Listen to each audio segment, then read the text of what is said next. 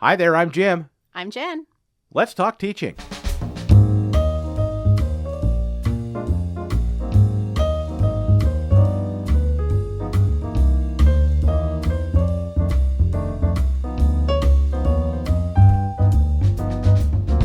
Welcome to Let's Talk Teaching, a podcast from the Center for Teaching, Learning, and Technology here at Illinois State University.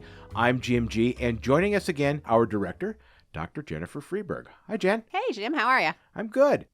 Hey, we're recording a quick little episode today to talk about, well, this is the second time we're doing it, so I guess it's now a tradition. Yes. Yes. Yes. The Teaching Scholar in Residence program. We launched it, we piloted it last year, but Right. We're here to talk about the call for the 2022 Teaching Scholars in Residence. So remind us a little bit about what we mean by teaching scholar. Yeah, absolutely. This is a program that targets instructors on campus who are using evidence to inform their teaching. We consider these individuals to take a scholarly approach to teaching, and we created this opportunity last year to identify and showcase the talents of these teaching scholars in a formalized way at the university level. And we had a tremendous amount of interest last year, and we're able to identify 3 teaching scholars in 3 different categories who worked with us through the summer, fall, and spring of this current academic year. The categories are based on areas, if I recall, that have been of interest for a long time. They're aligned with the goals of the university in general. Could you talk a little bit more about those? Yes, these 3 different areas were identified based on our needs here at our institution for our students as learners, based on priorities identified by the Office of the Provost, and through connecting with our framework for inclusive teaching excellence, which is the signature pedagogy for our institution. And so putting all of that together, the program team here at CTLT worked to identify sort of our areas of priority for the program. And we centered on 3, student engagement, student success, and equity, diversity, and inclusion. And we used all 3 of those different areas in the pilot year. And in this next call for our second year, we have combined student engagement and student success because there was a lot of overlap between the content in those 2 areas. So it seemed to make sense to put those together and allow folks to explain in their applications for this program which side of the fence they were on, or both. Before we, I'd like to actually jump kind of to the end of the process, and then we can come back and we can talk about what we're looking for in a teaching scholar in residence for this year, and talk about what was accomplished last year. But this is not just a call for proposals to afford an opportunity to a couple of people amongst our teaching colleagues on campus. This also opens up the opportunity for a lot of people to then learn from what they have to offer, because they do workshops for us over Summer Institute. Absolutely. So when teaching scholars are named, they agree to complete 2 different parts of their teaching scholar residency. So the first part happens during what we call our Summer Institute here. It's the programming that we offer in May and June and maybe the beginning of July each summer, largely kind of deep dives into a topic of interest that's relevant to teaching here on our campus and the kinds of things that we engage in routinely. And so last summer, we identified 3 different teaching scholars, we identified 3 different teaching scholars for last year's program. The first was Allison Alcorn from the School of Music, and she put together a really great proposal around exploring curiosity and unlocking curiosity in her students. And Ashley Hall from Communications, she put together a 3-day workshop about anti-racist pedagogy and practice that was really well received. And Sarah Bosdorfer from Chemistry put together a 3-day workshop about learning from COVID and finding the Goldilocks space in teaching and learning. And so these individuals put together these workshops that were attended by 12 to 15 instructors on campus.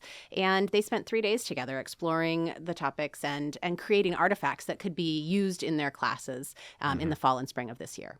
So what's the proposal process like? What do we need to see from potential candidates for a residency?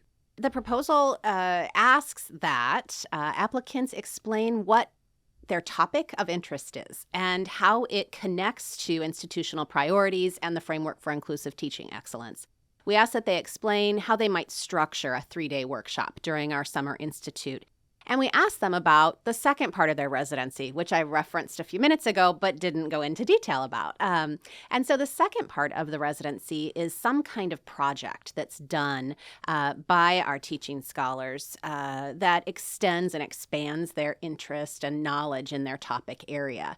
And so for this second group of teaching scholars, part 2 will be a Scholarship of Teaching and Learning project, where they'll actually investigate and report on data that they collect or reflections that they have about their topic and how it connects to teaching and learning. And that will be mentored by the Cross Endowed Chair of the Scholarship of Teaching and Learning, who will be connected to this Teaching Scholars program going forward.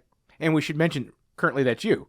Currently, that is me, but there's currently a job search. So there is some restructuring happening in our center that will combine a few positions. And so it will be me setting that up for this year, and whoever is cross chair in the future will be doing that as well. Well, and this is my perfect opportunity to do what I do every episode, which is to say we have another episode talking about that, actually, and it will probably be out before this one. So we'll link to that in our show page for today's episode. But going back to the teaching scholars and residents, what really was attractive about this when it was first talked about.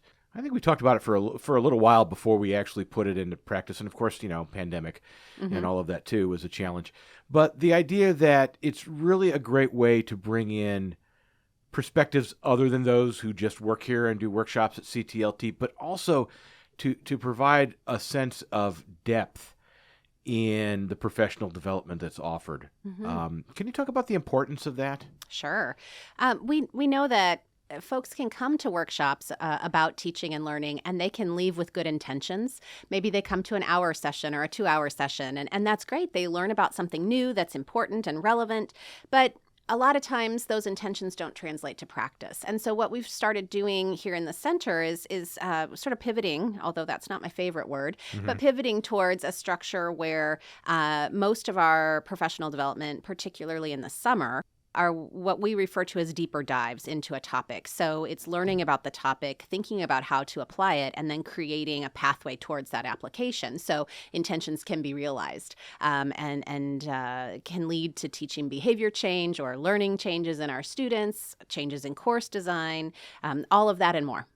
So we should also mention that, in order to kind of cast a wider net to bring in as many diverse perspectives as we can, the criteria of who you have to be to qualify to be part of this program changed for this year after the pilot, right? It did, yeah. Because last year was a pilot, we wanted to, start on a slightly smaller scale, and we focused on what we would consider to be more mid-career faculty, and that was that was a purposeful selection based on some of the data that was collected by the Office of the Provost that indicated that mid-career faculty are really looking for new and different ways to learn new skills like professional development or become mentors to their peers and collaborators with their peers around topics that they're really interested in. And so that was purposeful the first year, but we want to be as inclusive as possible. And so we've expanded the program for the second year that any full-time instructor on campus, regardless of HR job status, tenure track, non-tenure track, AP, CS can apply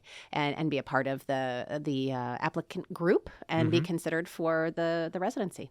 So we'll give some important dates here in just a moment. But the other thing I feel like we should mention is that while this is a wonderful professional development opportunity for the scholar, for the teaching scholar, we don't expect them to do it for free either. No. There is a very, I think, generous stipend that goes along with this program. For completing part 1, planning and executing the 3-day workshop, there's a $3,000 stipend that goes with that. And then for completing part 2, the individual project, there's another $3,000 stipend. And so, those are generous but well-earned and well-deserved by the folks who are named to these different teaching residencies. And I will say, you mentioned something about mentoring and what people get out of this. The teaching scholars are mentored by professional developers here at CTLT. So we meet routinely with the teaching scholars. We give them advice about how to plan a workshop, how maybe to refine the plans that they had in their application to really use evidence-informed adult learning strategies or professional development strategies that maybe our faculty and course instructors here might not be as familiar with, because that's not what they do every day. It is Right. what we do every day. And so Right. we mentor the scholars, work with them, and so they have a personal touch point in CTLT through this process as well. So go to our website, ctlt.illinoisstate.edu. You can click on the events tab, and you'll see Teaching Scholars in Residence listed there. But the other thing that you can do is just click on the podcast button on the homepage, look for today's show page, and we'll link to it from there as well. Perfect. Well, thanks. This was great to talk about this. I'm excited about the next round of applicants and all the expertise they can bring to our center and campus at large. Well, we'll certainly be hopefully talking to them as well once they come on board. So, Jen, thank you so much. Thanks, Jim. Well, that's all the time we have for this episode of Let's Talk Teaching. Again, find out more about the Teaching Scholars in Residence program and about our Pokey Little podcast. Go to ctlt.illinoisstate.edu. For Dr. Jennifer Friberg, for all of my colleagues here at CTLT, until we talk again, happy teaching.